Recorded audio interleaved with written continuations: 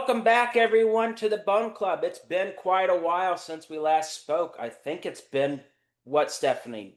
Thanksgiving since Something we like that. had all the craziness that is the holidays. I hope everyone had a wonderful holiday break, wonderful winter break. Um, Today we're very fortunate. We are joined with Dr. Sean Tallman, associate professor at Boston University, one of my alma maters, which I really loved being there. Um, how are you doing, sir?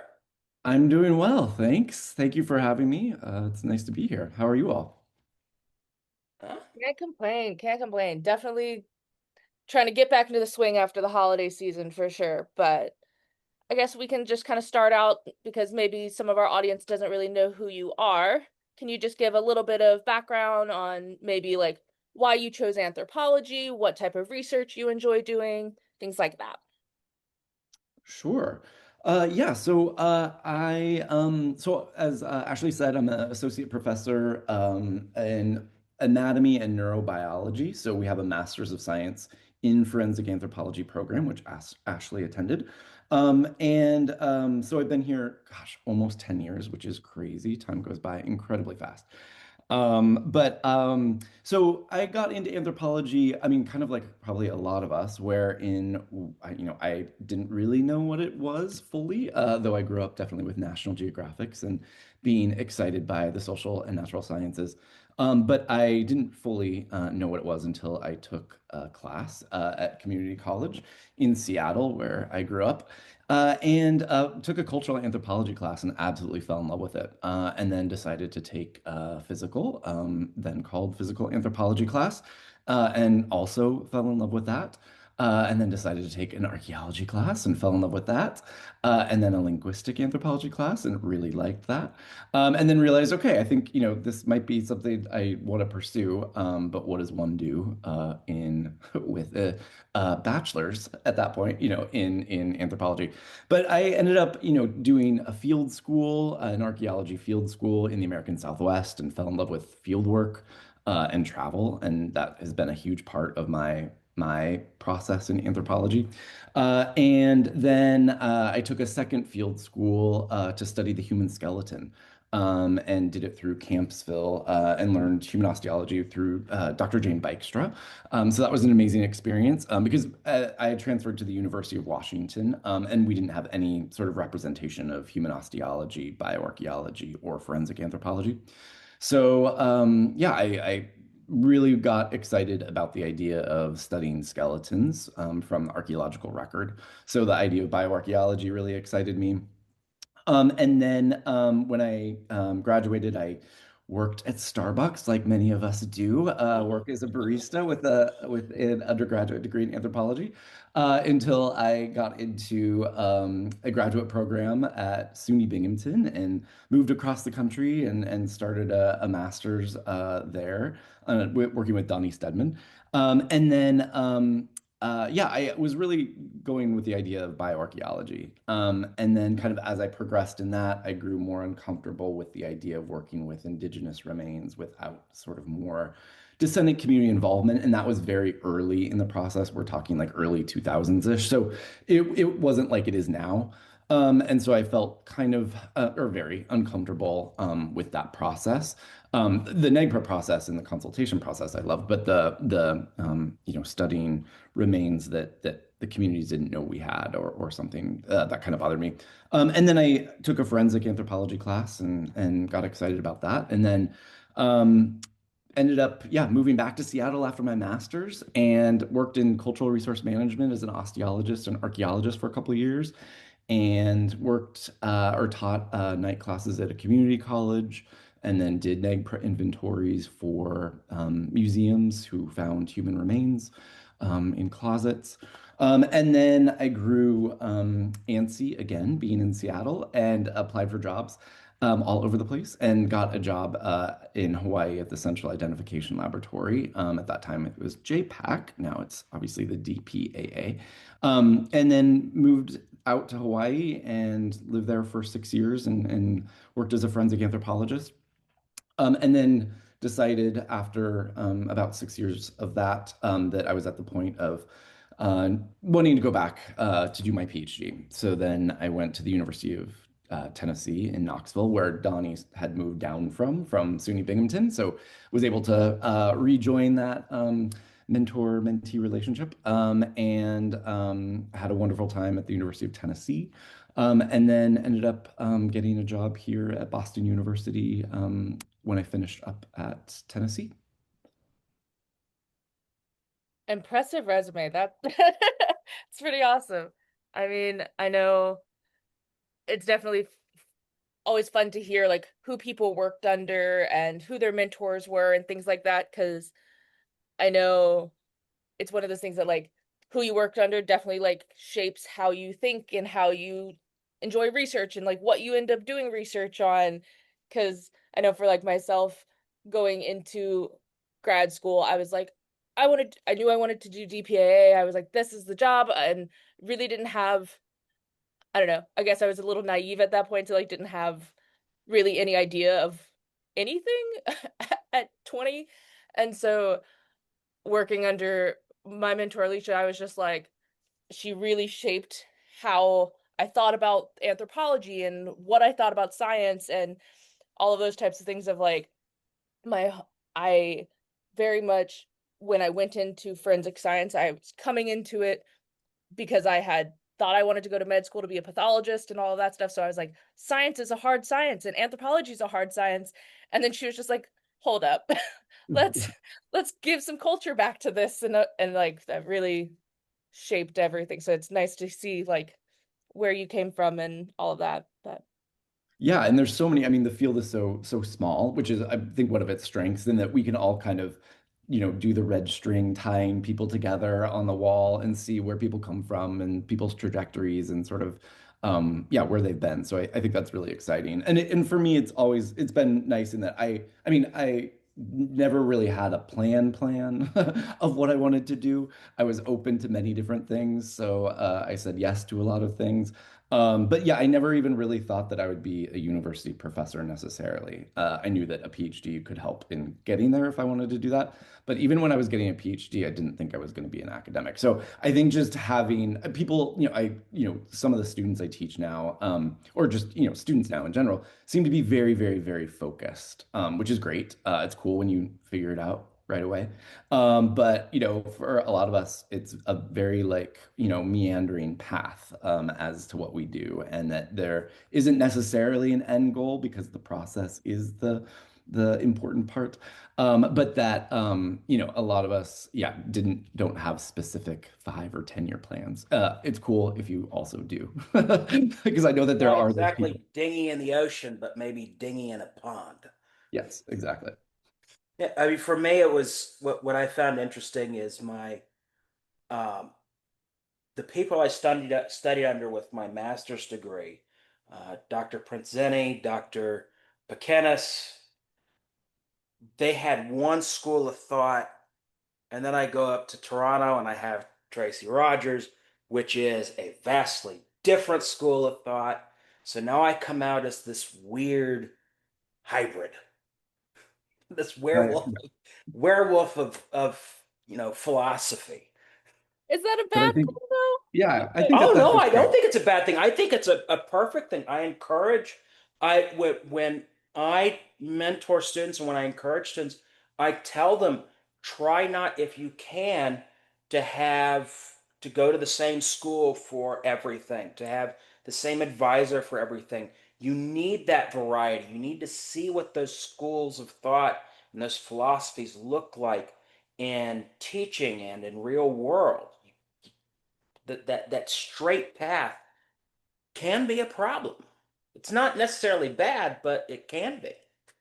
Yeah, I So mean, I'm definitely I lucked out in mine because I was definitely I have my 5 year plan. I have like just a very, this is what I'm going to do and these are my steps to get there, and I didn't think I would stray from it at all, which is now looking back I'm like, oh, that's so not how you do anthropology and also not how you should do life. And like it's good to have a plan and like work towards goals and stuff, Yeah. but I was like, very naive at 18 when I was making decisions for the next 80 years of my life.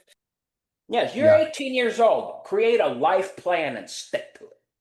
Didn't work Well, for and me either. there's so many different things you can do with an anthropology degree, right? Mhm. And so yeah, it's hard to be on a very straight and narrow path with a specific goal because all these other interests and all these other really cool things might come up along the way to distract you in a good way. And so and having many different skills is good, obviously, for the job market too. Yeah. Well, the reason why we asked you to come on with us today is there's a topic that has been floating around for a while: diversity, equity, and inclusion. And just wanted to talk to you about this because I know you've published on this in a variety of different ways. You and I have actually published a paper together on this, actually a paper and a popular press paper together on this topic and things. So just wanted to get your understanding on where things sit and how things go forward. And one of that is we have this concept of DEI and what diversity is, what equity and inclusion is. And several years it was once very favorable. Now it's very much toxic for some reason. But how do you define these concepts and operationalize them? Because they are rather nebulous terms. I mean, anything can be considered diversity almost. Yeah, a great question that might not have a very succinct, straightforward answer. But I think, I mean, I feel that, diversity, equity, inclusion initiatives obviously have been important in some ways, they've been important in improving the inclusion of multiple different mindsets and world experiences and worldviews and perspectives and lived experiences. But I, don't think it's beyond critique, right? I think that there's a lot of that early and quick adoption of DEI without actually doing it and having it much more as a performative thing versus a true fundamental part of an institution or one's behavior. So I think that, I don't always think that it's, 100% always good, and obviously not 100% always bad. I think that for a field like anthropology, which has been founded or was founded on majority, cisgender white males. And, we are still struggling with the issues that were initiated during the formation of our field, right? We're still dealing with issues of race and racism, of inequity, of structural violence and structural vulnerability, of course, issues with gender and sexuality. I mean, not issues in that there are different experiences with that, but that there's critique of those experiences. So I think that we're still dealing with that as a profession, and the field has been confronting that for a while, and I think that's something that needs to happen. And so I think that yeah, we are at an interesting time right now where we're being told sort of on a government basis and maybe institution basis, depending where we're at, that DEI is now out, and we need to not focus on that. I still think that it has obviously, I'm pro it in most ways, and that think that it has a lot of merit in that. I mean, there are studies to show that, diverse lived experiences in working groups, whatever sort of field we're talking about, results in greater productivity and more interesting things and innovation and advances in that field or in that particular topic. And anthropology and biological and forensic anthropology is no different in that. So, so yeah, I think it's an interesting time that there is this critique right now. At the same time, I think a lot of us are still doing what would be classified as DEI work, right? And even at our institutions, I know that not every institution right now is the same by any stretch. But they might be rebranding or renaming DEI offices, say at some universities. But largely that work is still continuing, even if they're avoiding sort of the quote unquote problematic words that are flagged by the administration. They're still doing that work to increase inclusion of students and of faculty, and in some respect, in my experience. I know that that's not true across every state and across every university within those states. So I'm definitely coming at it being at a private institution in the Northeast. So in a very liberal part of the country, in a very liberal city, in a very liberal institution. So, not that we haven't rebranded things at the university, but the work is still kind of, still going on. And I think that work will continue kind of no matter what sort of obstacles are thrown our way, whether it be from the administration or from our own institutions or from our employment. Because I think those of us who have been involved in this work and who have been interested in um, equity in our field and equality in our field have seen the benefits of efforts. They're not perfect. They can't um, solve every problem by any stretch. But the mindfulness that has come about and the self-reflection, both individually but also collectively as a discipline, I think we see the benefits of that. Those of us who have been involved in this process. I must say I mean, recently within the last 6 years-ish, 5, 6 years. So I mean, really since 2020-ish, or late 2000s. So I think it still has merit and it's still important, and that yeah, there might not be an easy definition other than really trying to make space for people with diverse lived experiences and identities within the areas that we work and trying to prioritize that in a way because we know that that does result in a better field and in a stronger science. And to me, like, I mean, I'm still fascinated by skeletal biology, by forensic anthropology methods and biological anthropology methods. But this sort of quote unquote, again, diversity, equity, and inclusion realm really is also getting at human behavior and human, biocultural realities in a different way that is than just studying, not, I don't mean just, but just studying a skeleton or looking at a skeleton or crunching statistics. So I think that that is something that excites me because we can see that there is a benefit to this.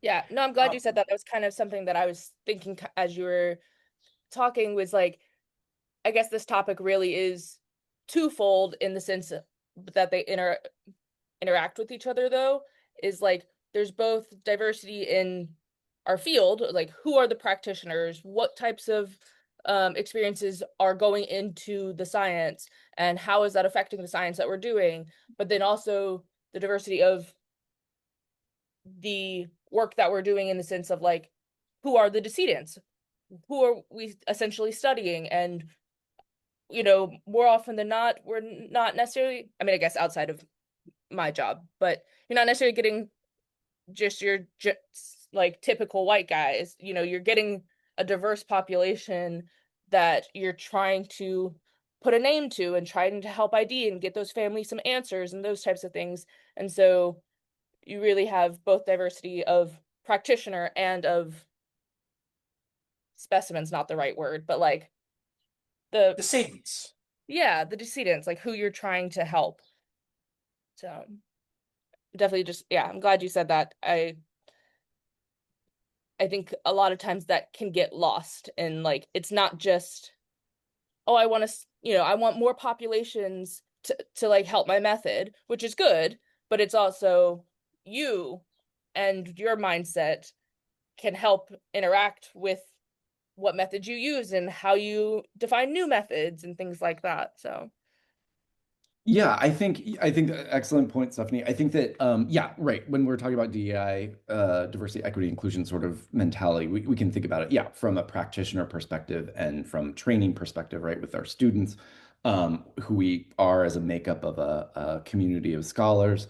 And yeah, and then what we can also say about the people that we study, and the people that we work to try to identify or to say something meaningful about in a scientific way. So I think that it applies to, yeah, many different sort of levels and many different components of the field.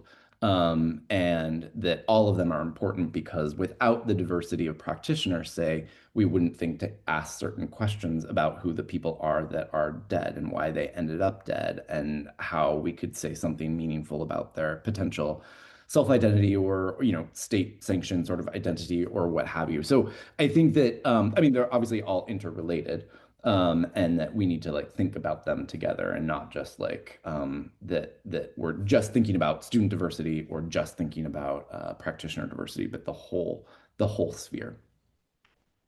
Yeah, it's definitely the you affect your science and your science affects you type of thing. So, Exactly. Um, when looking at though the practitioner and student side of DEI, one of the common critiques that I always hear is that DEI dismantles meritocracy. And I have a hard time both debating the point, but also saying that, arguing that you know, DEI can enhance meritocracy by trying to eliminate and point out that look at these people who have long been excluded and the merits they have achieved. I know I'm wording it sort of pretty strange, but it is does DEI eliminate meritocracy?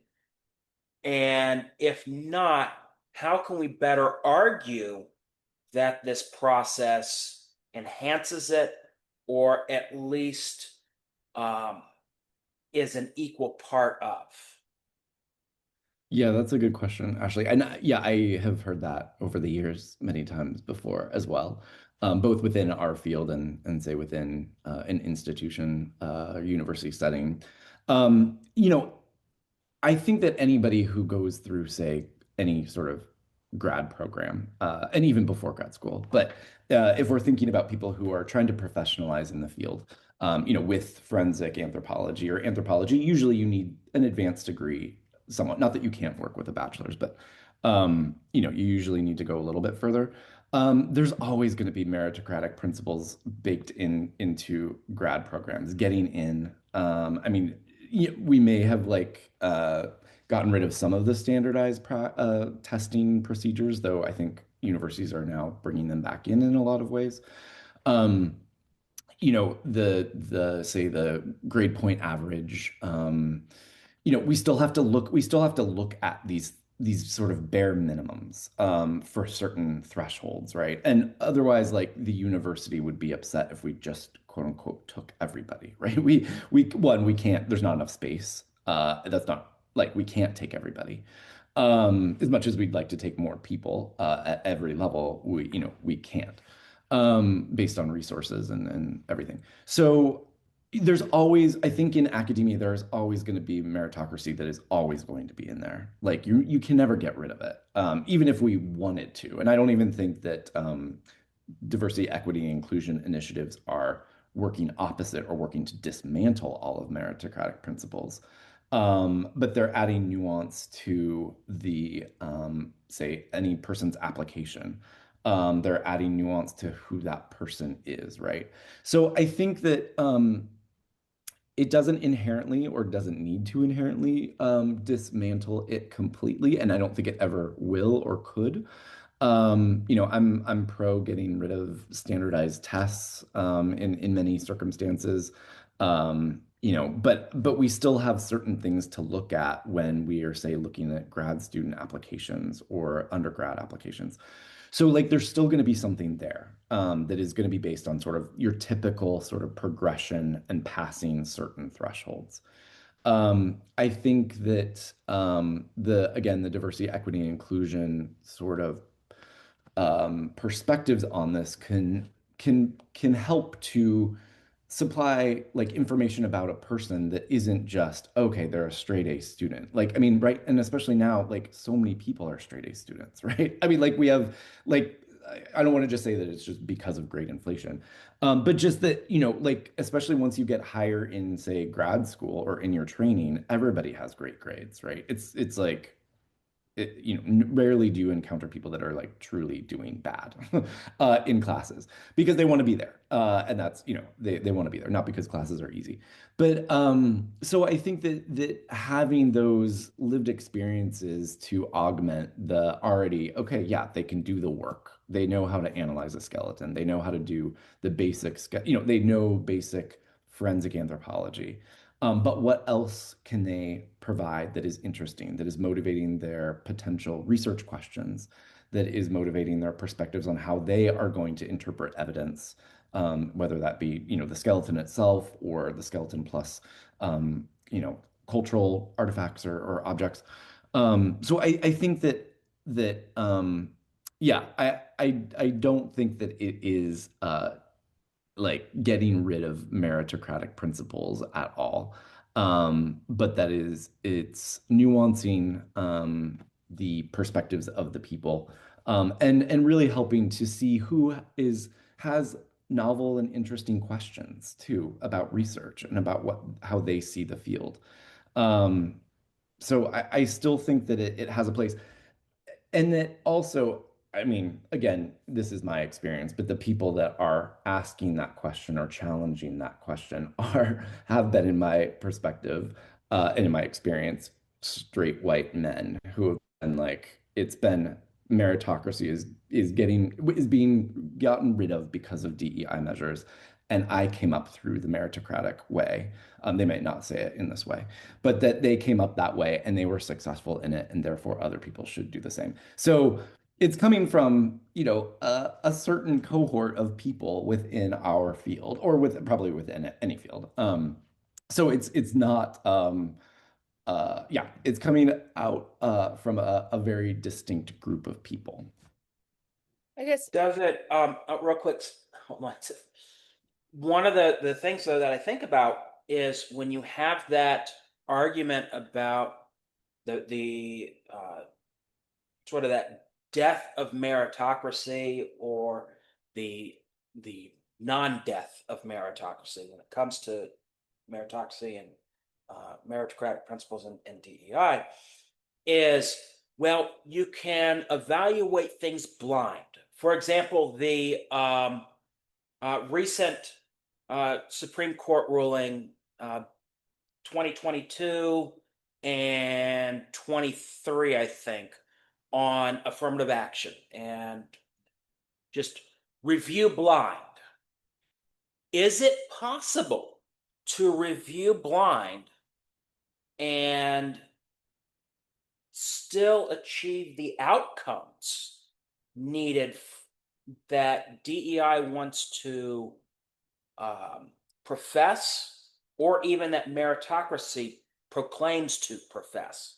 That the meritocracy I was speaking of is what we normally hear from a certain cohort.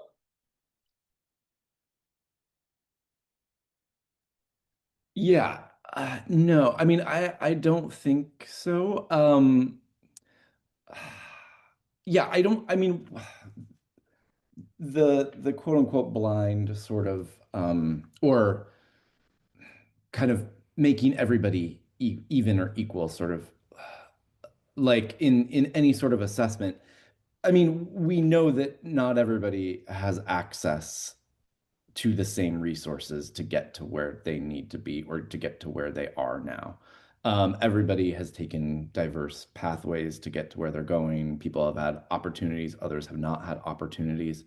And I think, like, if you're approaching any sort of decision making about who should get in or get a job or get into a program or what have you, I mean, ideally, I think that those should be considered to some extent. I think that knowing a person's background and where they come from and why they want to go into the field and what motivated them. Sometimes that motivation might come from a lived experience that is, as somebody who's been um, not in the majority of thought in a lot of ways, or could have had, um, been sort of ostracized in many ways. Other people could, be a part of the majority.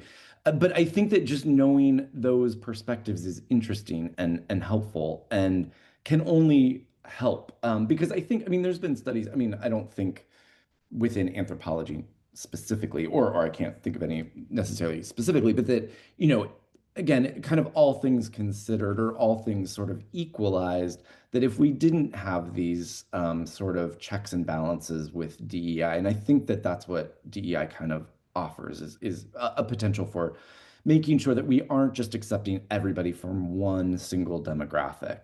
And I think there's been studies to show that, like, well, if everything were equal, like if we just selected who we absolutely thought based solely on meritocratic principles, it's it's going to be potentially majority white people, right? And that's not because they are the best at getting these through these meritocratic principles, right?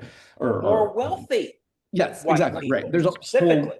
right whole slew of reasons why, right? More resources, more money, more time, more what have you.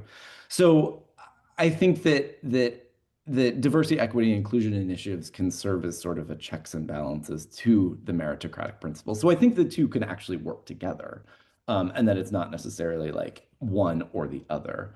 And even now, with if we're just say supposed to do meritocracy, um, or based whatever we're deciding on meritocratic principles, it's still hard to like you can't tell somebody to not write about their lived experience in a job application, in a grad school application, in a personal statement, in a cover letter. Just looking at someone's CV, a lot too about what they have had opportunities for, or like you can see a lot already, and you can't turn a blind eye, I think, to knowing that stuff also. So I think that even if it's not officially there, that those perspectives are still coming through and potentially informing the reviewers, right? They're still adding something or biasing, in a good and or bad way. But I mean, biasing the people who are making the decisions about who should get whatever is being applied for. So I think that those things are still like you can't take away people's lived experiences, especially like in academia where so much of what we do is like motivated by I don't, it could be where you grew up. It could be your challenges that you faced. It could be that you're just fascinated by something. There's something it's very personal to a lot of people about why they want to study what they want to study. And in many fields, that's embraced, and that's great because it's a great motivator. And it's a very good way to get to productive, interesting research. So I think that it would be hard to ignore these things that make us unique and human and that show us our our challenges that we've faced in our applications to either grad school or to a job, because you have to pour so much of your personal self into these things. So you're not just giving, like, if it were just meritocratic, we would literally just submit, our transcripts and a standardized test, right? And then nothing else.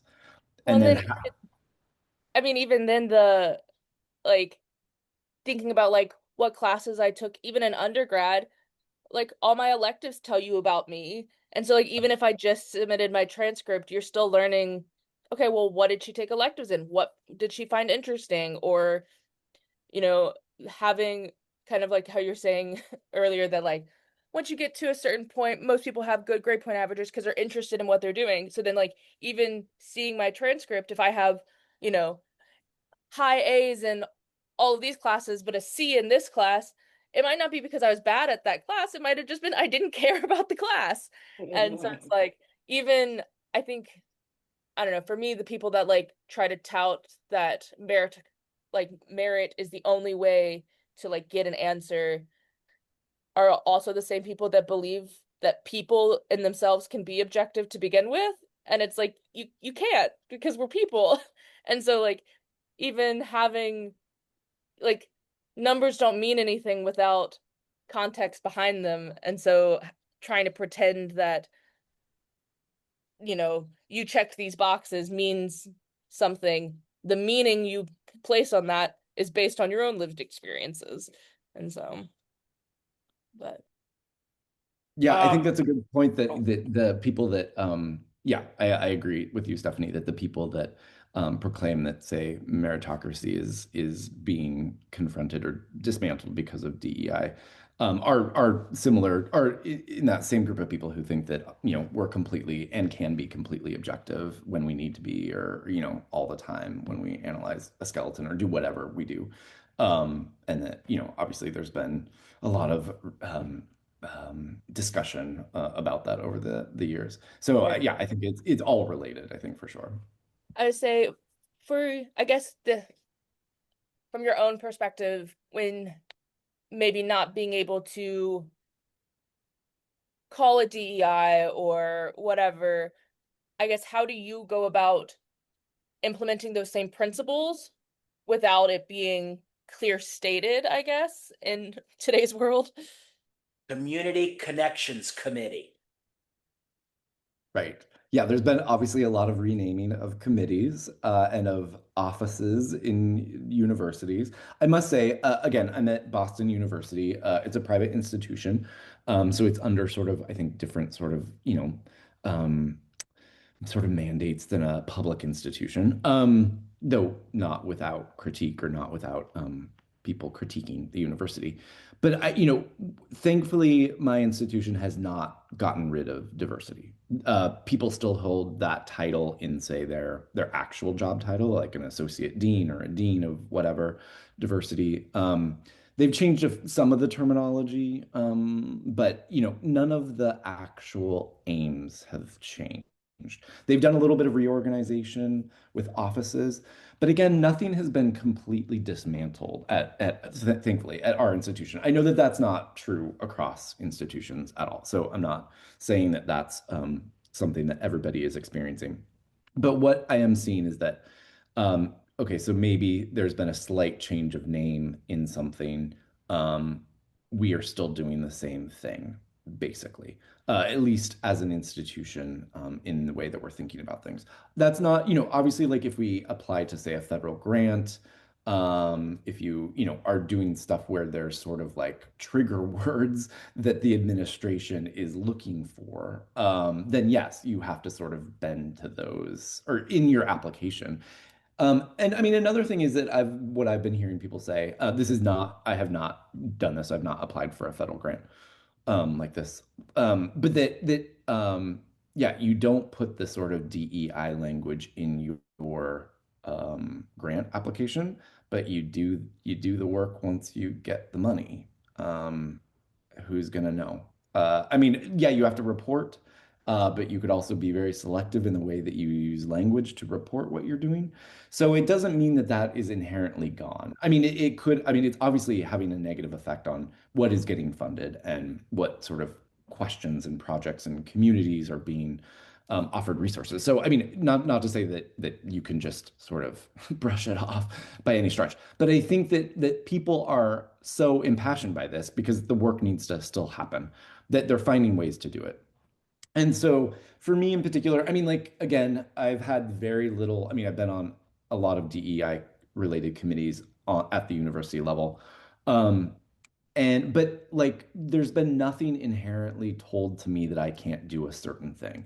So my own sort of private, or not private, but my own website about the forensic and bioanthropology laboratory group within our department, I have not changed at all. And diversity, equity, inclusion have been featured on there for years. I didn't change any of that language. I identify on that website as a gay male, and that's been an important part and that has motivated me in sort of the way I'm thinking about the field in some ways.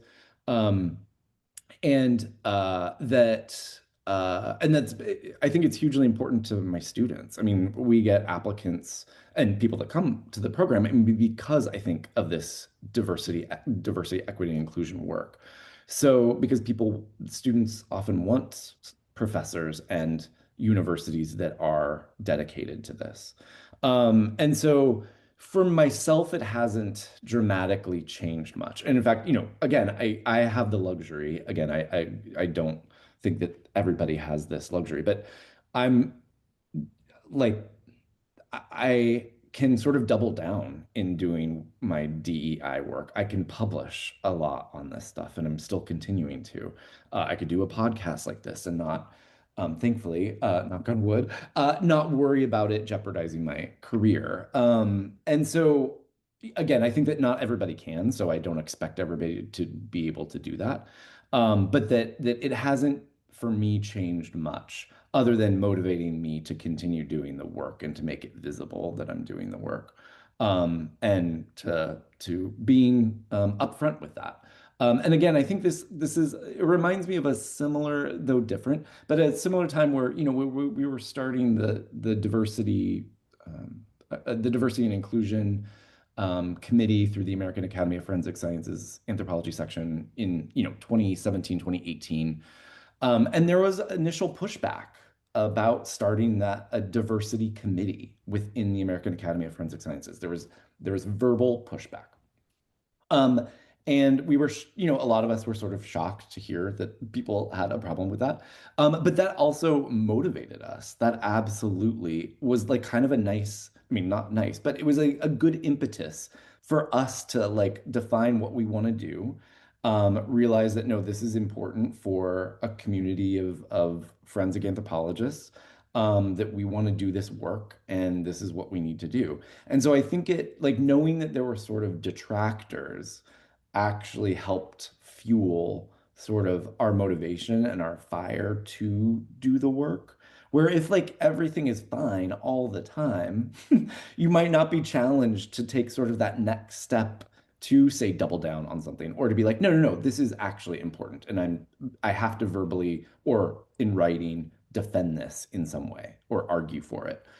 Because if everything is, sort of hunky dory the whole time, that, we could stagnate. So, as much as I am very, bothered by what's happening politically and with the administration and particularly with science and the effects of science and healthcare and the universities, and marginalized communities in general. But, I still think that people are rising to the challenge, and it might be taking us a little bit to figure out how to do that, and how to operate that way, but that we're still doing that work.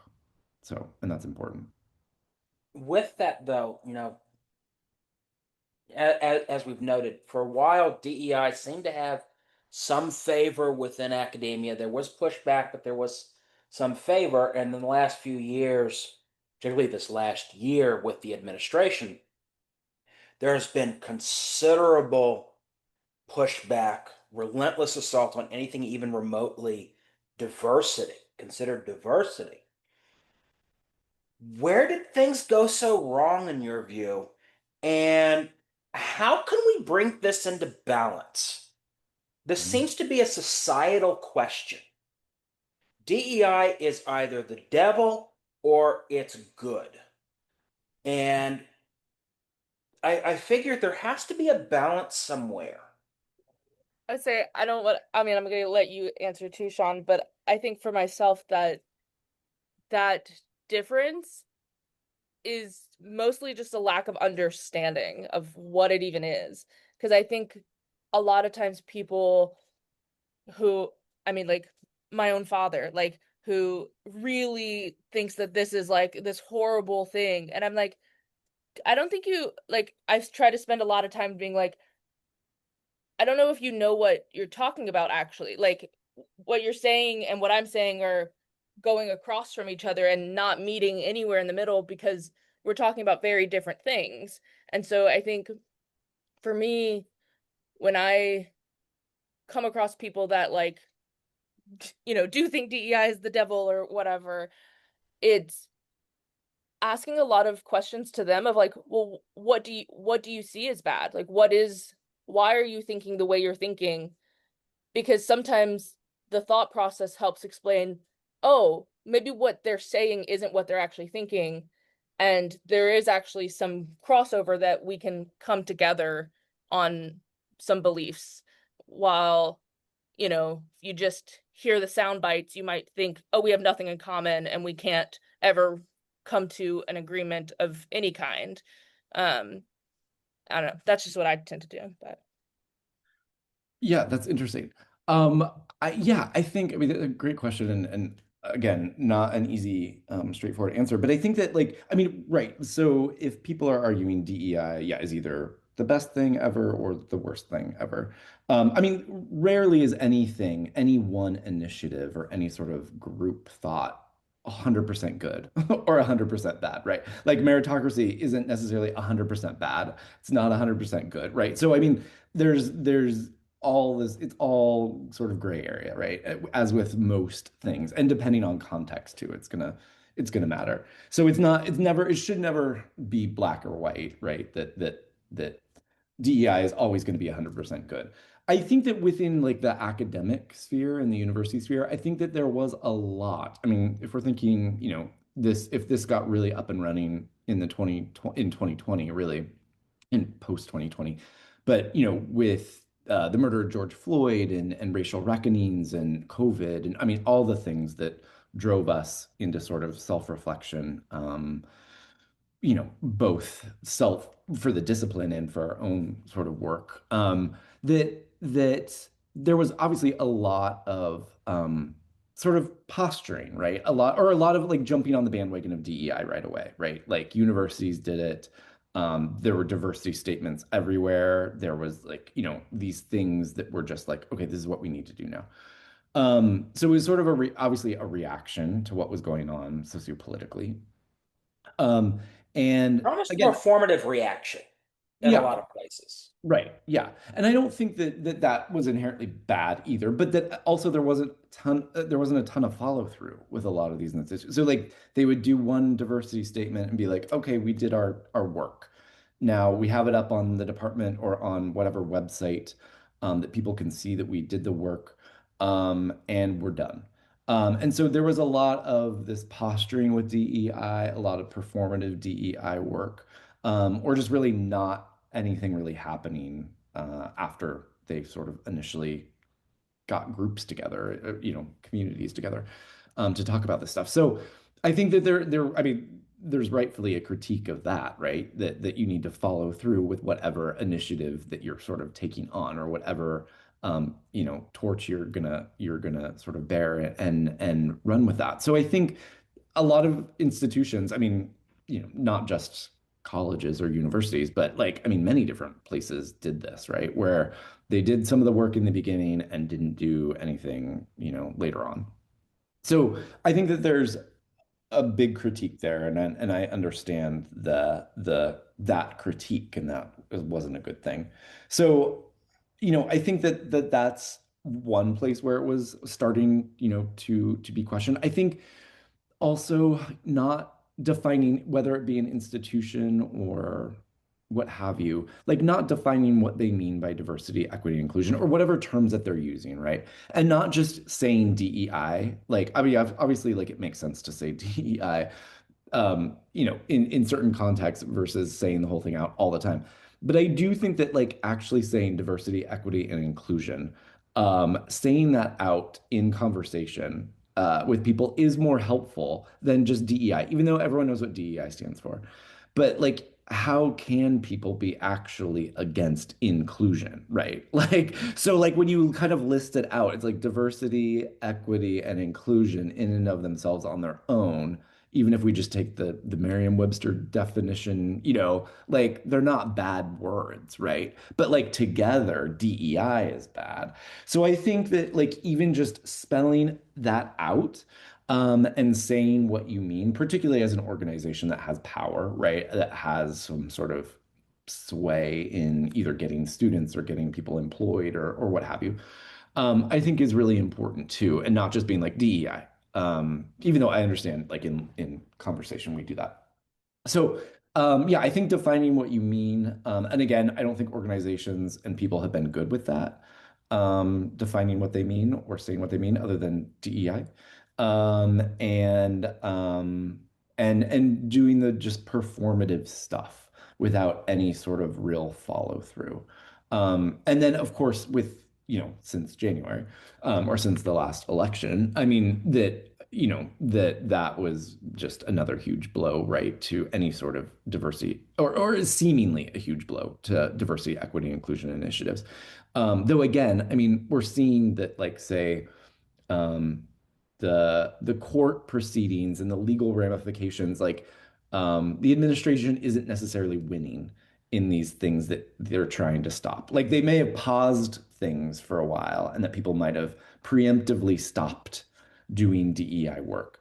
But when it is coming into the courtroom and sort of the decisions, a lot of those are being lost, right? And that they're kind of in our quote unquote, or whoever the group is that is sort of pro inclusion, and pro science and pro that. So a lot of it is sort of ruling in sort of our favor.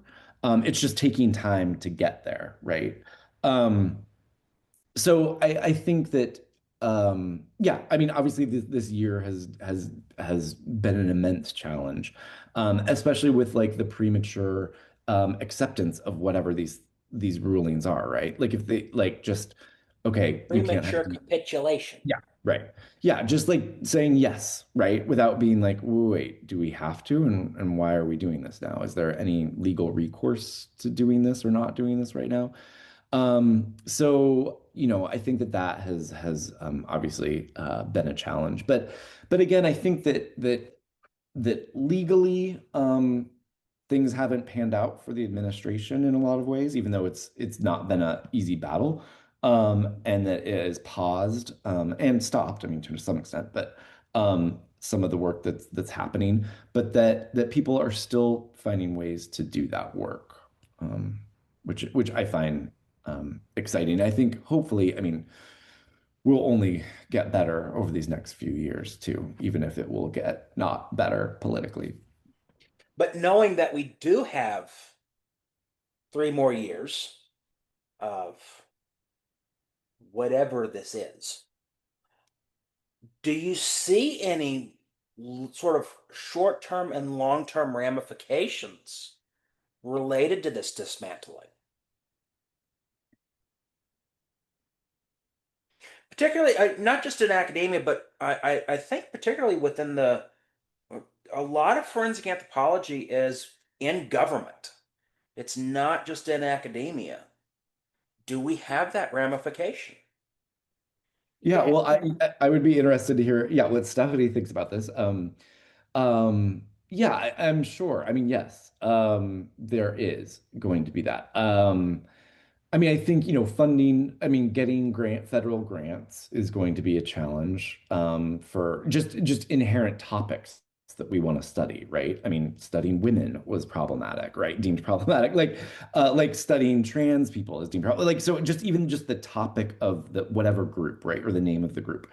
Not to mention that they're not to mention the DEI component, but just like who is being studied or what resources are being provided.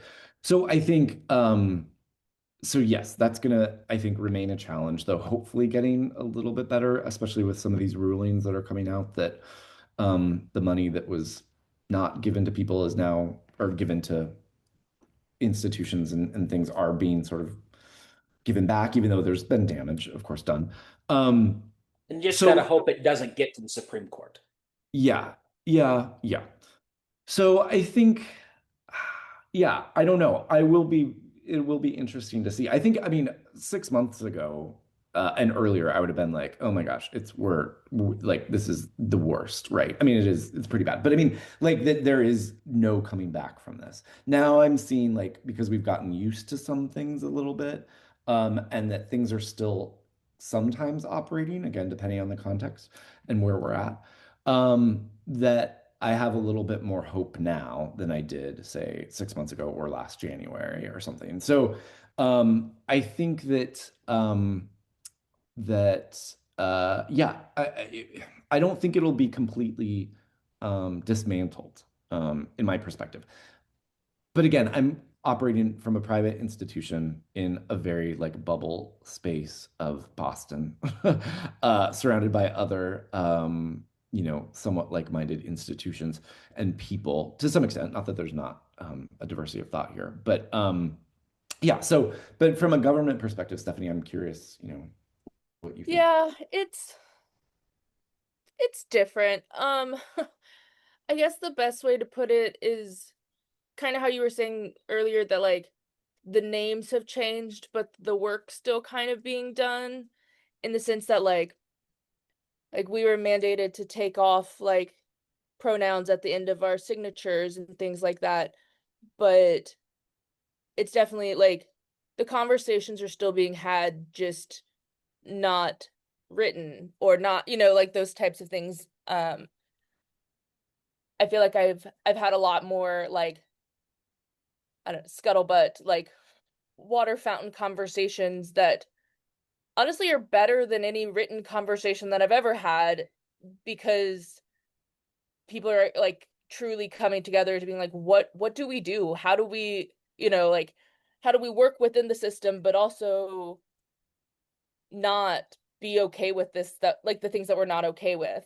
Um, I definitely like I know when we got told to like take our pronouns out of our email, like signature for all government work stuff, I our like because I'm a contractor, our S&A contractor said we could keep it in our S&A emails, but we just couldn't do it if we're emailing via like our government email. And I like went I literally had a meeting with my like managers and I was just like, so the actual text of the like guidance that was given to us, it was that we had to take it out of our digital signature.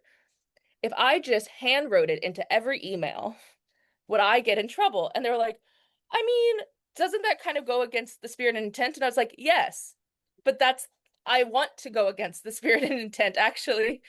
And so like, there's definitely some like, I don't know, weird circular fighting back against some things that like maybe you can't explicitly go against because then you'll get fired or whatever, say have you, but there's definitely more conversations that are being had than probably ever before, which while I wish it didn't have to come from something bad happening to make these conversations happen, it's nice that they are happening.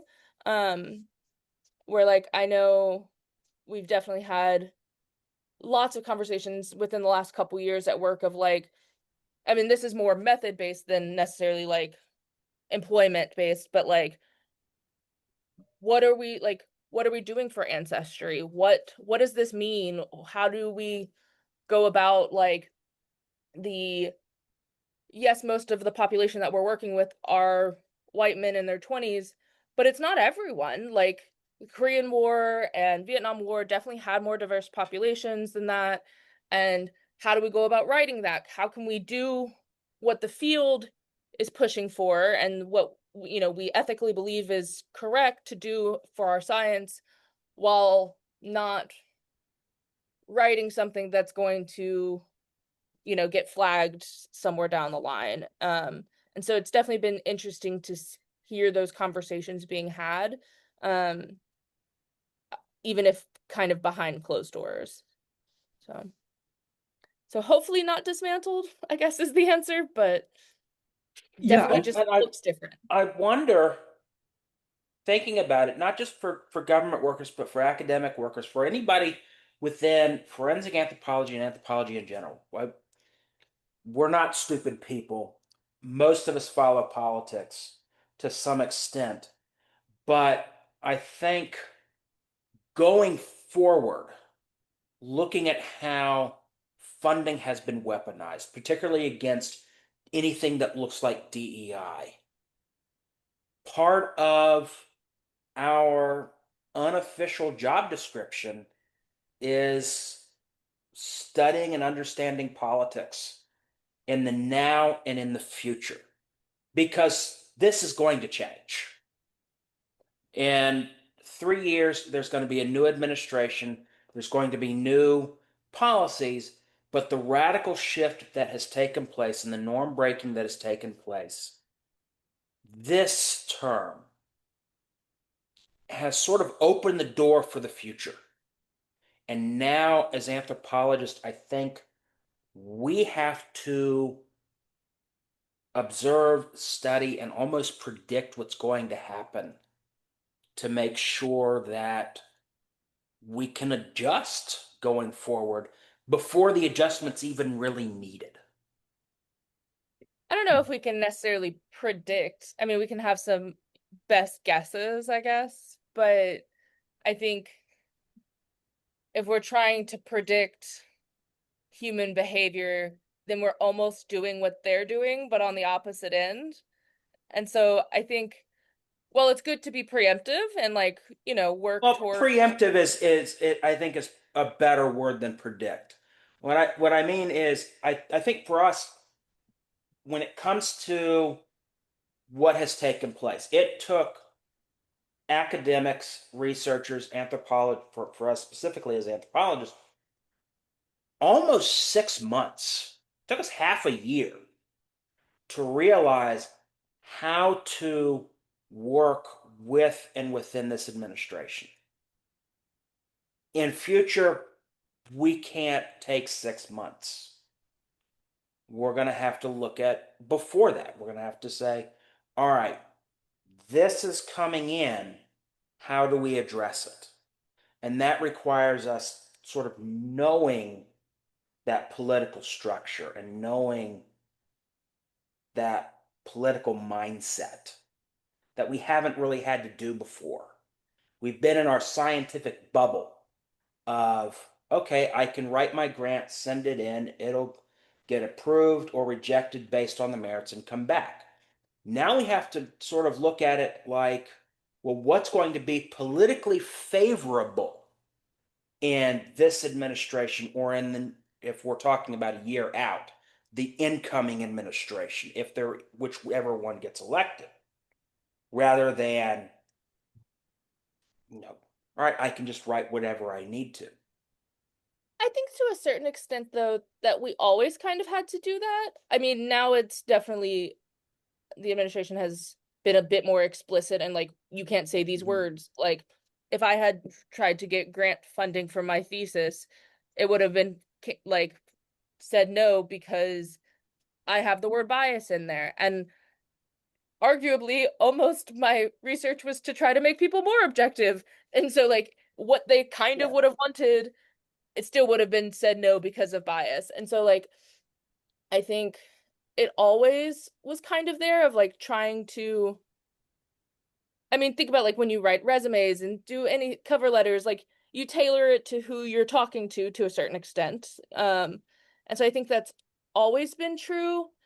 It's just definitely, I think with what's going on now, the like research that the field has been getting into seems to be more in opposition of what the administration wants. And so I think that's why it feels so like so Well, drastically like we can't do anything anymore. Um, but yeah, I don't know. I'd like to hear there was a little bit of a difference before this term.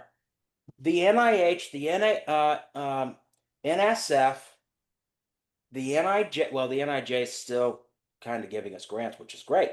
But these were almost semi-autonomous, independent agencies. That no longer exists. They're no longer independent agencies, and admittedly, no longer independent agencies.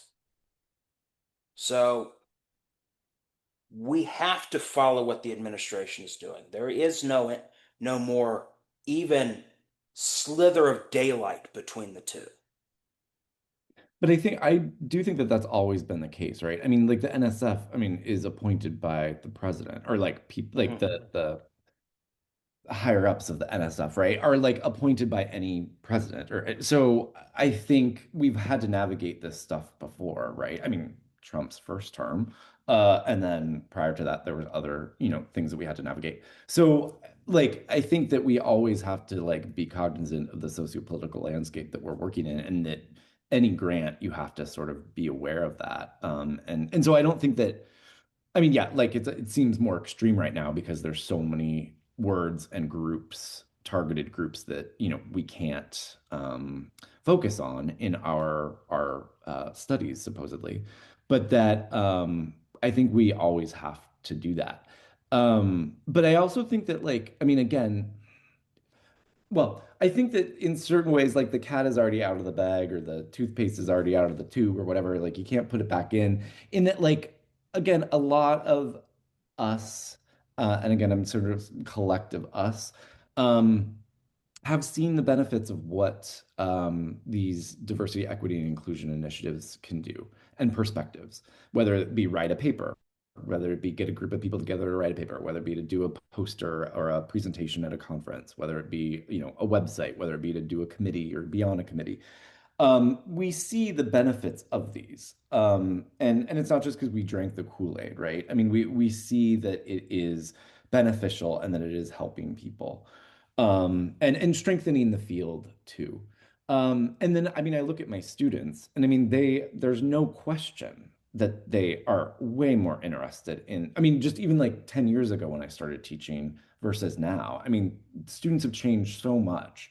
And it's so exciting to see that students have no issues with, I mean, like whatever, gender and sex terms and whatever, like all this stuff is so exciting. Like they are like so comfortable and so interested in like challenging the bad system or the oppressive system. And so like I get motivated from them, also because of like, well, they're going to be the future workers and leaders and whatever of our field, right? So they seem pretty cool with things. And I mean, yeah, they are worried and frustrated and scared of what's going on for sure. Um, but that I mean the papers that they choose to write on, the people that they choose to write on, the topics that they're doing for their theses, I mean, are reflective of like what could sometimes be DEI labeled, right? But like we can thankfully still do that. And it's motivating to see that, right? That there's, I think, enough momentum um, in our field right now. I know that we might be stifled by the context in which we work, like the intersection with government and law enforcement. But also, this kind of is another time that allows us this self-reflection to be like, how does our field intersect with what's going on sociopolitically? Like, or like what, like, do our terms support what the administration is saying? If we use, say, biological sex or biological male or biological female in our reports, does that in some way support what the administration is saying, that there are only two, and they use biological sex all the time in their definition of what they mean as binary male and female?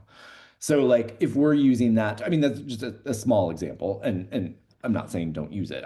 But like, even the terminology, is it supporting what the administration is saying, even though we know that that is not true biology and true biocultural reality, right? So I think that it's allowing us now also to again self-assess about how our field intersects, and that yes, we were like our field was in many ways legitimated because of its alliances with law enforcement, right? Particularly early on.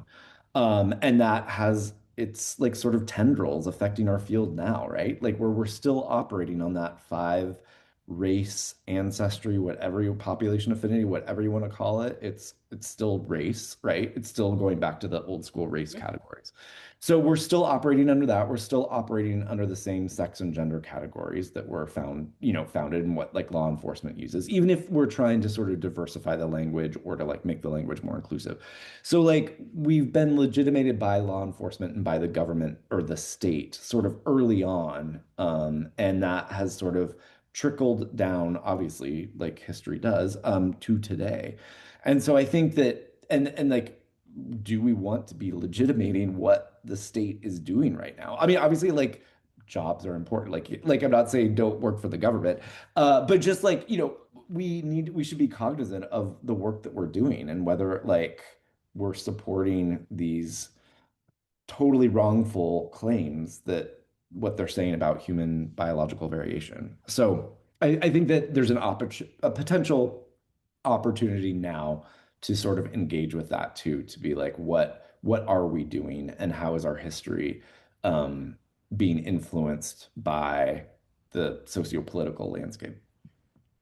Well, and I know we paper that you and I and several others put out talked about this almost to an extent on advocacy, and now they call the coined term is necropolicy and necro advocacy, and this concept of we've worked so hard within our bubble, now we have to work outside.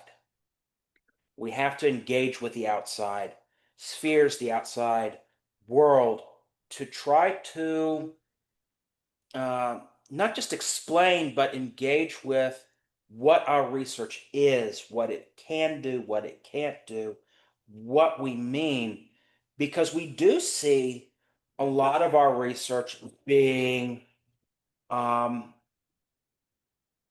malappropriated, misappropriated. And to an extent, we have an obligation to say, hey, wait a second, that's not what we mean. And I think that all goes back to just like how good are we at explaining what we mean? Because like language is hard, especially when you're trying to explain something as complex as Hmm. people. And so really, which I guess kind of goes back to what I was saying before, is like really having those conversations with people who think exactly the opposite of you, quote unquote, and trying to say like, okay, what did you hear from what I said? And how can we go about coming together to where you get a better understanding of what I'm actually trying to say instead of just what you heard me say.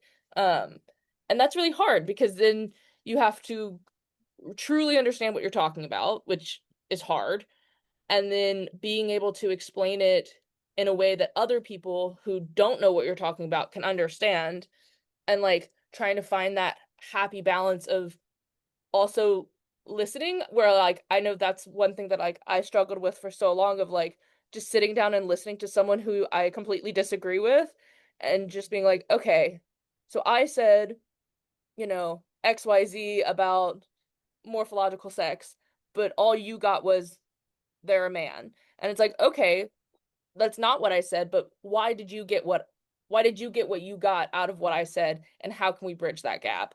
And I think a lot of, and maybe I'm overstating this, but like I feel like a lot of our field are pretty they're not necessarily outgoing people in the way that they want to just like have those conversations, where like, a lot of us got into the field because we like the science and we like to be like inward a little bit and think about the complexities of the human body, but like that also requires us We love to, studying people, we hate people. yeah, but like it requires you to be a people person. Like if you're going, at least in my own opinion, like if you're going to be a good scientist, you have to be a people person. You have to be able to speak to the people you're giving your science to in a way that they understand. And that's hard. I mean, because everyone's coming with different experiences. So then you might explain it one way to one person and they get it immediately. And then you explain it exactly the same way to someone else and they get something completely opposite. And so it's just having the patience to listen to a certain extent and not just explain is what I've at least been trying to do. For sure. Yeah, I think that's an excellent point. I think that, our field has not done a great job with science communication. This could be said also broadly for biological anthropology, but I think specifically for forensic anthropology, we haven't really done a great job at communicating what our science can and cannot do. I think both with like the public, but then also like the people and the organizations that we work with law enforcement. So if our reports say are incredibly short and we're just saying, male and not giving any justification or explanation of what we mean by that, like yes, we're like reducing a very complex thing to like just this one label, right? And that we're not say adding a probability or whatever. We're not sort of justifying why we said it. We just say it to fit the needs of what that organization or what that law enforcement organization wants, then we're not doing the field a good, a service, because we are not explaining what we actually mean by that, and that there's a lot of complexity even in, say, sex estimation. So like we're not doing a good job with what we mean. And I think about this all the time when I see and do myself, but like um presentations or lectures or whatever on sex estimation, and there's always the female pelvis next to the male pelvis, the female skull next to the male skull. And there's like the obvious differences because they're focused on the obvious differences. So there's only two forms, right? Even if we're explaining that, yes, there's gradients and there's scales and there's measures and it's not just one or the other and it's not black and white, like those images are incredibly powerful. And so all science communication like about this shows, I mean, most of us will just put up, a male and female example, right? And that just like not necessarily a gradient. And so we do this when we teach undergrad classes. We do this sometimes when we teach grad classes. We do this in science communication stuff. And so I think that in and of itself is problematic, right? We're like reducing this complex process of sex estimation and what makes a person, whatever we're calling that person, the biological processes behind that, we've like dramatically reduced down to like these, a binary, right? So I think, and then similar could be said about race, ancestry, and population affinity, that we've sort of, that we've reduced it down so much to make it sort of palatable for the organizations that employ us or that work with us, that we have like we just have reduced the science down so much. And so I think that the field could greatly benefit from better science communication, like podcasts, like things that people who aren't getting their PhD in the field, like that have access to this stuff. So I think YouTube videos and Instagram and all the things have roles in explaining what we do and don't do. It obviously takes people that are interested in that. Not all of us are capable or have an interest or know what we're doing in that regard. So it takes the right people to do that. But that's why I think that we could also benefit from training in how to do science communication, right? It's never taught how to do this stuff, how to do a podcast, how to do a public talk that like makes it, sound understandable for people. So I think that like we could benefit from that training in whatever way to better explain what our field can and cannot do. So, wrapping up here, because we've gone on for a while, there's one last thing I wanted to bring up with you. And I don't want to go into the backstory because it's a pretty complicated case. But for those that are interested, I highly recommend looking up some of the stories and information regarding the University of Oklahoma and uh, the essay controversy that took place in Department of Psychology there. I don't want to release the names, but you can find them pretty quickly on the news.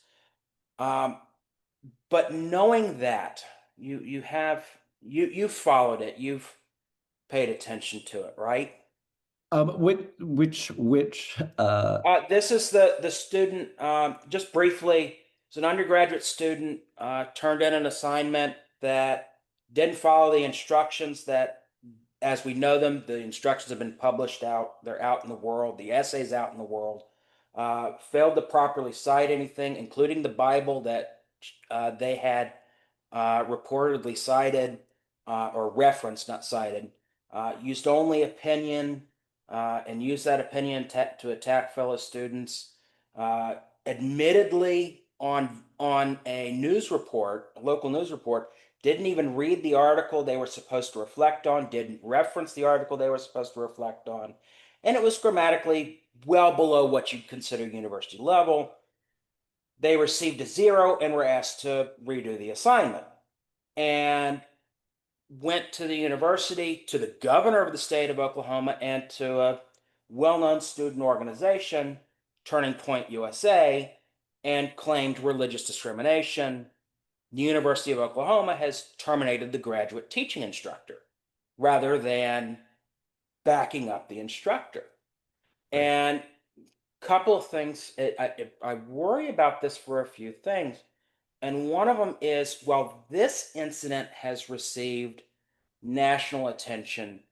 Are we seeing similar instances around the country that are just not getting as much attention? I recall at Texas A&M there was an incident where a student recorded a lecture from a professor, and the professor, as well as the department chair, and even the university president, I believe, ended up being terminated. So, are we seeing more of these instances? And um, in this particular case, is it the fact that the instructor of this case was a graduate student, or was it that they were trans, or was it really a mixture of both? The fact that both of them made them vulnerable. And lastly, does this appear to be a blueprint that can be replicated elsewhere? Can any organization that says we don't like this faculty member, so we'll have a student turn in trash and then claim religious or political persecution, and then universities back down because they're afraid of the external pressures rather than academic vigor? Yeah, that's very complex. Yeah, events. I think, yeah, I mean, good question. I don't know. I think that unfortunately, I think this is going to depend largely on the region of the country that you're in also. Not to say that this wouldn't happen in, say, Massachusetts, but that um I do think that like regionally that's going to like it's Oklahoma, right? I mean, not to say that of course it happened there. It shouldn't happen anywhere. But that there are more restrictive states or states that are more concerned about offending or upsetting the people. So I And think it's a public university, right. so it's under the thumb of Yes. state legislatures and governors. Right. So places like Florida, Texas, this stuff I think, could definitely happen. I mean, the idea of students filming and recording is, terrifying, and they could totally do that. So I think, yeah, I mean, I guess I'm of a few minds. And then I think that, yes, I mean, because this was sort of successful, like, I mean, in getting somebody fired, and having it reach sort of national conversation, I think that, yeah, that could be some motivation uh, to other places that want to get rid of people.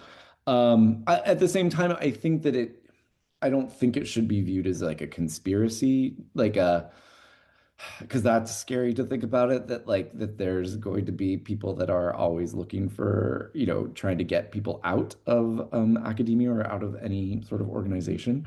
Um, so I don't want to think that there's going to be this witch hunt for people necessarily.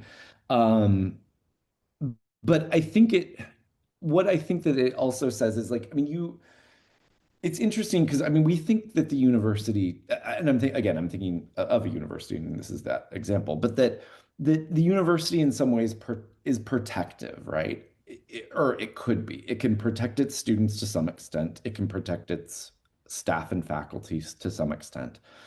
Um, because with these claims and with academic freedom and with what science is and with what sort of the goals of higher education are, that there is seemingly some protections there until there aren't. And then all of a sudden academic freedom or whatever is incited to get rid of somebody. And so I think that it's scary to think that the organization that you work for and that you spend a lot of time and energy in, and that you, especially as like a grad worker, like you are not getting paid well, right? But you are getting a degree and you are contributing to the university by teaching and all this, um, the work, the labor that you're doing, that the university should protect their people, right? And so I think that says a ton, of course, about that specific institution. I don't think it necessarily has to say a ton about academia at the moment, I hope. And that unless there's going to, I mean, unless like across the country, there's cases of this happening, which I hope not.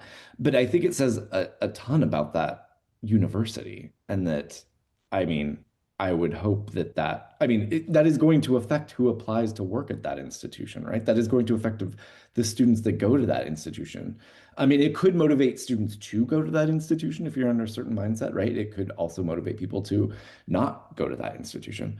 So I think that's an institutional failure, right? And that's what I think is more concerning. That yes, there's going to be these complaints about professors, about instructors, about curriculum, that are brought up by people that disagree with what you're teaching, but that the university should absolutely protect you. And that it shouldn't have to go up to the president to do this, but like if it does, then they should protect you too. But that this should be handled. Hopefully, you should be protected. So I think that it says a lot about that particular institution and how that can happen. And it is scary to think about, but I don't think that it's necessarily an epidemic. But I mean, the same could also, you could talk about like what people are posting on Instagram, right? Professors are getting fired for not speaking for the institution, right? And they're personally posting things against wars and against genocides and what have you, and that then concerned citizens like go up the chain and make a complaint, and that professor gets fired. So that's happening. Wherein again, that where academic freedom and where the right to say things uh, is out the window. Where in like academia that has been the safe space. So I mean, those things do scare me and concern me for sure. But again, they're taking place in very specific locations across the country, in conservative leaning governed areas, and which is not good. But I don't think it's a wholesale attack or concern necessarily, though. I mean, it does absolutely concern me. But yeah, I don't know. I hope that this isn't a trend that we're going to see. I mean, yeah, I hope it's not. Yeah, I know. I mean, I'm definitely someone that posts a lot on social media of my beliefs and things like that. And I mean, I've gotten like my dad's called me and been like, "You're gonna get fired and everything's gonna be like blah blah blah." And I was like, actually, like if I do for that, like, and this is probably like a really privileged standpoint to have, but I'm like, if I do I want to work there? Like, and like I can say that because, in my head I'm like, well, then I'll just find a different job, and that's a very privileged standpoint to have, but it's like I don't know if I'd want to work at a place that would fire me for saying genocide's bad. I don't know. Like, okay. But yeah, it's I guess only future will tell, but Yeah. Like, I mean, do you actually in like Canada, do you see this happening? Canada, I actually, it was one of those things where I would say, if you asked me a year ago, I'd say no, it could never happen. But more and more, I think it could in Alberta. Outside of Alberta, I don't really see it happening. But there's a reason why we call Alberta Texas of the North. Or Canadian Texas, or however you want to put it. It has the exact same mindset. And right now, they have a government that, hey, what's Greg Abbott doing? Let's do the same. And that is a problem. But also throughout Canada, they have the faculty, even grad students and graduate instructors and TAs and whatnot, graduate staff have rather strong unions compared to what's in the United States, which allows for a lot of those protections that we just don't have here in the US. So that's why I think with this case in OU, I wonder if part of the reason why it was allowed to take place, yes, it was a trans instructor, but also it was a grad student, and grad students have almost no protection. So they could easily be jettisoned, and the university wouldn't it wouldn't hurt the university one way or another, even with a discrimination lawsuit. Right. Yeah. Yeah. I definitely, unfortunately, yes, I agree that the grad students have far fewer protections, for sure. And that, yeah, was a part of this process. But I mean, who knows what would happen if it were a trans professor? I mean, I don't Yeah, know. I can't say that they wouldn't do the same thing if it were a trans professor. It just maybe there would just be don't know. right. And I think time will tell. Yeah. I think I hope you are right that this is a one-off and limited to just here. But I worry if, particularly given the power of the student organization involved, it's one of the most powerful organizations, private organizations we have here. This is the one founded by Charlie Kirk and now run by Erica Kirk. They have a direct line to the White House. This do do they see it as a potential way to get rid of faculty that they've long argued need to go? Time will tell. Yeah, well, I hope this serves as, a motivation for, I mean, universities and professors and departments and whatever level we're talking about. I mean, to be more savvy and to think about these things, but I mean, to be savvy about this, not saying that they don't teach a certain thing, but just that they understand their protections, their limitations of what the university can and cannot do. Um, and that and just how we navigate these confrontations. I mean, I really, yeah, I hope that it's just serving, not just, it shouldn't be on the professor necessarily. I mean, obviously that's going to be on our mind no matter what, but like it should be at the higher levels of like how can we protect particularly the grad student instructors because they have less protections than employees. Um, but I mean, it really should be conversations at like the presidential level of universities, right? Or of like dean levels, administrative levels, in how to not get to those levels, right? And how to actually protect. So, I mean, hopefully that's motivating universities, and that the impetus or the onus isn't on the individual instructor. I mean, obviously, like every instructor has responsibilities and to their institution, but that hopefully it doesn't come down to just blaming and targeting an instructor. But that this is like a systemic problem that needs to be handled from like administrative levels, right? So I don't know. I hope that they become more savvy in navigating these potential challenges. Yeah, Well, Sean, I want to thank you so much for joining us today. It's been a very informative and I think for me interesting conversation. It's one I always enjoy discussing with people. So I Well, want to thank you for joining us um, this afternoon, and for our guests out there.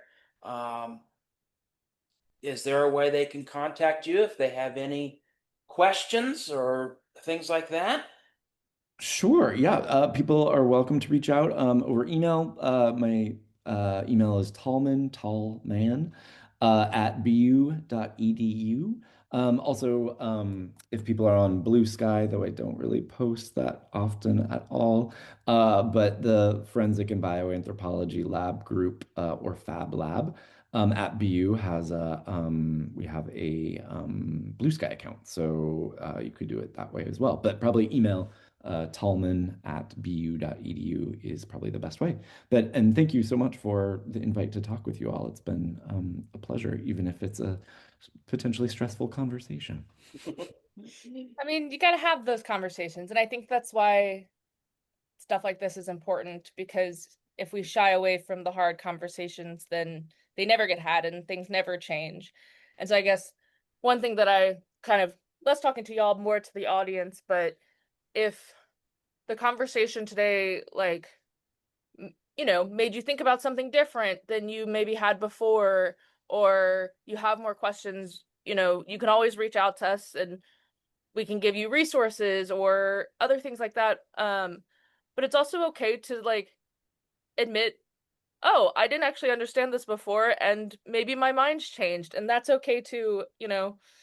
Learning what diversity is, unless you're talked about it with someone who understands it, you might not get it, and it's okay to have not understood and want to know more. And so, do your own research, find the articles, reach out to people who know more than you, and that's all good. So, But I don't know. make sure the research and articles are credible.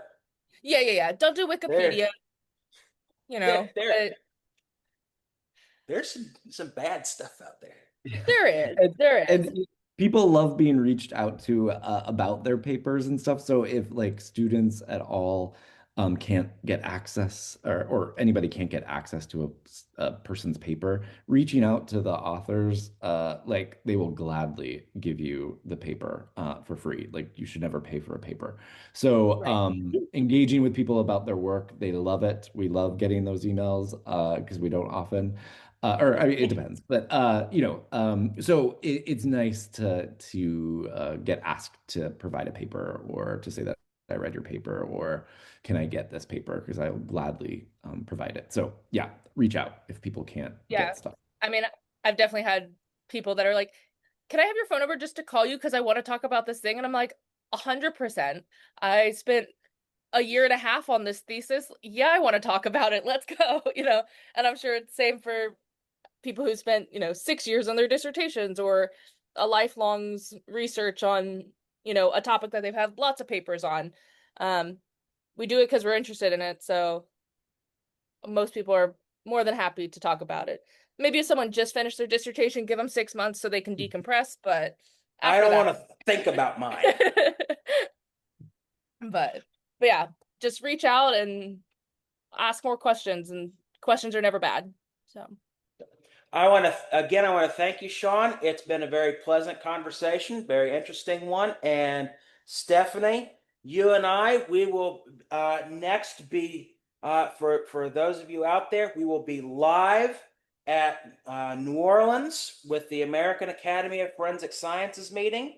Still going to try to figure out how we're going to do it, but we'll have a show there. So see with what a interesting things are Mardi there. Gras drink in hand and everything else. Of course, we gotta have good drink. But yeah, thank y'all all again for listening, and we'll see you next time on The Bone Club. Bye. Bye. Bye. Hello, friends. We here at the Bone Club understand how difficult it is for students to break into the field of forensic anthropology. To help with that cause, we have decided to monetize in a way by setting up an account with Patreon. All proceeds will be donated to the anthropology section of the American Academy of Forensic Sciences to help alleviate the cost of attending an annual scientific conference for students. If you can, we have set up 4 membership tiers with patreon.com/theboneclub that range from $3 a month to our patrons of the bones at $15 a month. We hope some of you can join us in this worthy endeavor of breaking down the barrier of cost that keeps many students away from these important conferences. So if you can, please join us at patreon.com/theboneclub. Thank you, and may your skeletons always be complete.